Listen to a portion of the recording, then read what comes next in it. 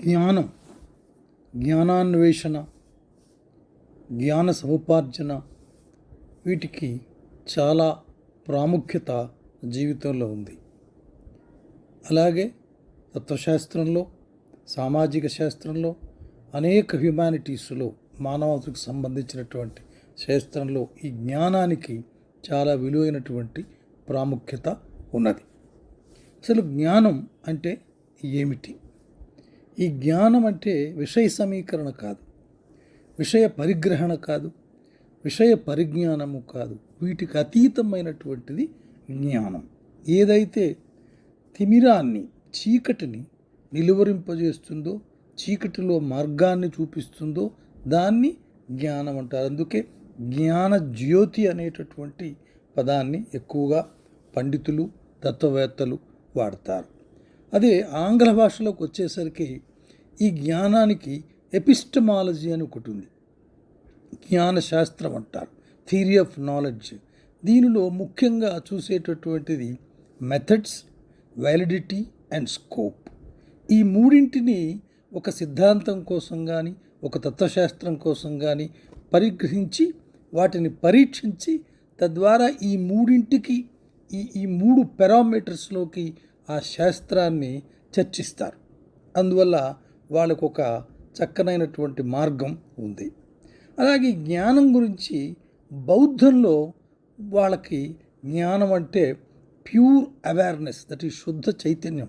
వారు శుద్ధ చైతన్య స్వరూపాన్నే జ్ఞానం అంటారు. ఎందుకంటే జ్ఞానమే పరమావధి చైతన్యం. జ్ఞానం చైతన్యం ద్వారా వచ్చేటటువంటి బుద్ధి. బౌద్ధం వాళ్ళందుకు దాన్ని చాలా ఎక్కువ చేస్తారు, ఎక్కువగా దానిపై చాలా కృషి చేస్తారు, శ్రమిస్తారు. శుద్ధ చైతన్యం అంటే ఏమిటి? ఈ శుద్ధ చైతన్యానికి వారు ఇచ్చినటువంటి నిర్వచనం ఏమిటంటే, బౌద్ధులు సిద్ధాంతాలకు, బంధాలకు అతీతంగా ఉండేటటువంటి జ్ఞానం, వీటిని దాటి ఉండేటటువంటి ఒక మానసిక స్థితి, అందులో పొందినటువంటి చైతన్యాన్ని వాళ్ళు జ్ఞానంగా అంగీకరిస్తారు. అయితే ఈ జ్ఞానానికి బౌద్ధులు 10 మెట్లు పెట్టారు. ఆ ఆఖరి మెట్టు నిర్వాణం. దానికి వాళ్ళు జ్ఞాన మార్గంగా దాన్ని ఇచ్చేస్తారు. అయితే ఈ జ్ఞాన మార్గాన్ని సాధించడానికి బౌద్ధులు contemplative training, supra intellectual insight about identity and reality అంటాడు. దానికి బౌద్ధికమైనటువంటి బుద్ధిజీవులకు మామూలు బుద్ధి పరిక్రమ కాకుండా ఒక అత్యున్నత స్థాయికి చెందినటువంటి నిర్వాణ స్థాయికి చేరేటటువంటి మార్గాన్ని వాళ్ళు బౌద్ధులు జ్ఞానం అంటారు. జ్ఞానానికి బౌద్ధ తాత్విక శాస్త్రంలో చాలా ప్రాముఖ్యత ఉంది. అలాగే హైందవ దర్శనంలో కూడా ఉంది. అది మనం తర్వాత చర్చిద్దాం. హెచ్జి వెల్స్ ఈ జ్ఞానం గురించి ఒక చక్కని మాట చెప్పాడు. What are we to do, what are we to our lives, what we have to learn with our lives, part of our minds, in order mental slums will have to be cleared out as much as physical slums, and mental slums are more dangerous to the society than the physical slums అన్నాడు. అంటే జ్ఞానం లేనటువంటి ఈ చెత్త కుప్పలు లాంటి చదువులు, ఈ విద్య, వీటి వల్ల సమాజానికి ఏమీ ఉపయోగం ఉండదు. అంటే సమాజానికి ఉపయుక్తం కానటువంటి, సమాజ గమనానికి ముందు గతికి ఉపయోగపడినటువంటి విషయ సేకరణ, విషయ పరిజ్ఞానం అవసరము లేనటువంటిది. దానివల్ల అపాయమే తప్ప సమాజానికి ఏమి జరగదనేటటువంటిది ఈ అభిప్రాయం. అలాగే రాధాకృష్ణ పండితుడు కూడా ఈ జ్ఞానం గురించి, విశ్వవిద్యాలయాల గురించి చాలా అద్భుతమైనటువంటి మాట చెప్పాడు. ఆయన ఏమంటాడంటే, no university can be regarded as a true university unless it sends out men and women who are not only highly educated but whose hearts are filled with compassion for the suffering humanity. ఆ మానవాళికి గురించి ఆలోచించే శక్తి, ఆ మానవత లేనటువంటి విద్య, ఎంత విశ్వవిద్యాలయాల నుంచి ఎంత గొప్ప డిగ్రీ సంపాదించినటువంటి విద్య కూడా, ఆ విద్య అది అక్కరకు రానటువంటి విద్య అని రాధాకృష్ణ పండితుడు చెప్పాడు. అలాగే జ్ఞానం విజ్ఞాన సహితం. ఈ జ్ఞానం విజ్ఞాన సహితం అంటే ఇక్కడ విజ్ఞానం అనే దానికి విజ్డమ్ అనేటటువంటి పద్ధతిలో దాన్ని నిర్వచించారు. అది ఏమిటి ఈ విజ్ఞానం చేసేటటువంటి? అయితే లోకజ్ఞానం, శాస్త్ర పరిజ్ఞానం, అనుభవపూర్వకమైన జ్ఞానం ఇవన్నీ ఉన్నా కూడా సర్వశాస్త్ర ప్రయోజనం తత్వదర్శనం, ఆత్మదర్శనం అంటాడు. అన్ని దర్శనాల తాలూకా, అన్ని శాస్త్ర పరిజ్ఞానాల తాలూకా, అన్ని జ్ఞానాల తాలూకా అంతిమ ఆదర్శం ఆత్మదర్శనం. సమాజానికి పురోగతికి ముందడుగుకి ఉపయోగపడేటటువంటి సాధనం కావాలి.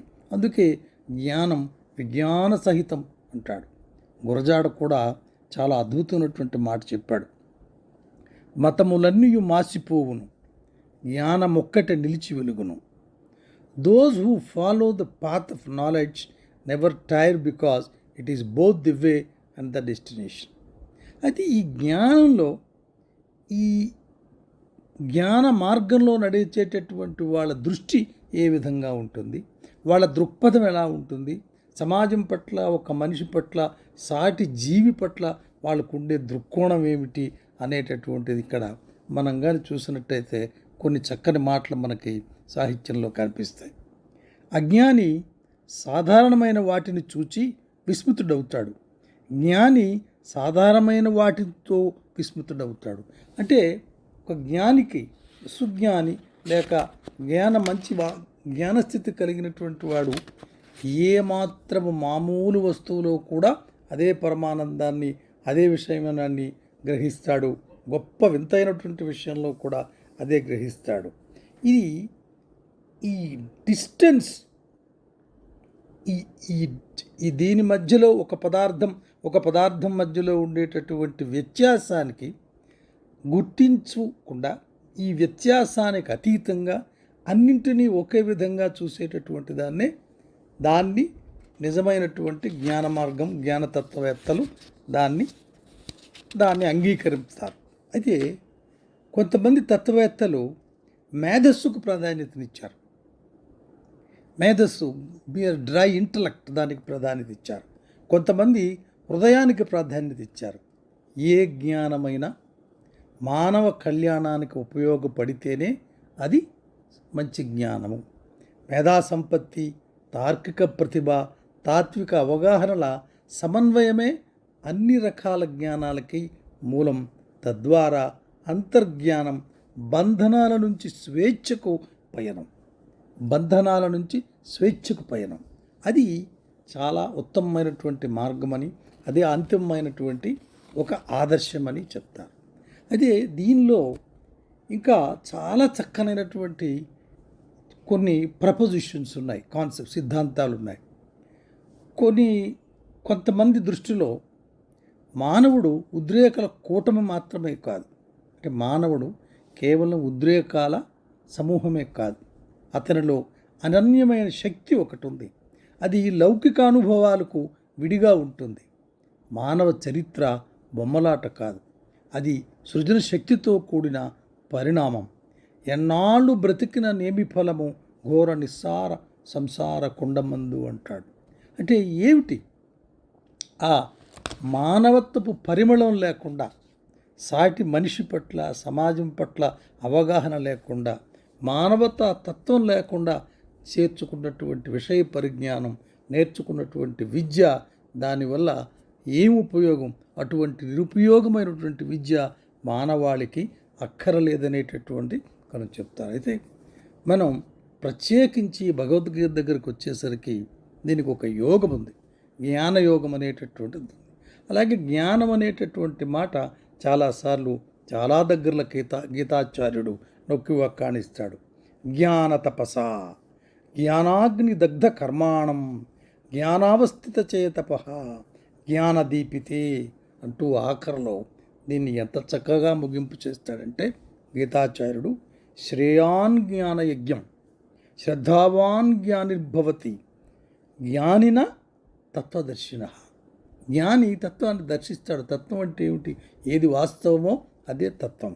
దానివల్ల ఆ సుజ్ఞానం వల్ల మానవ కళ్యాణానికే జ్ఞానం అవుతుంది. కాబట్టి జ్ఞానాన్వేషణ, జ్ఞాన పిపాస, ద క్వెస్ట్ ఫర్ నాలెడ్జ్ చాలా మనిషికి ముందుకు నడవటానికి, ప్రోగ్రెసివ్ ఫోర్సుగా ఎదగడానికి చాలా అవసరమైనటువంటిది జ్ఞానం.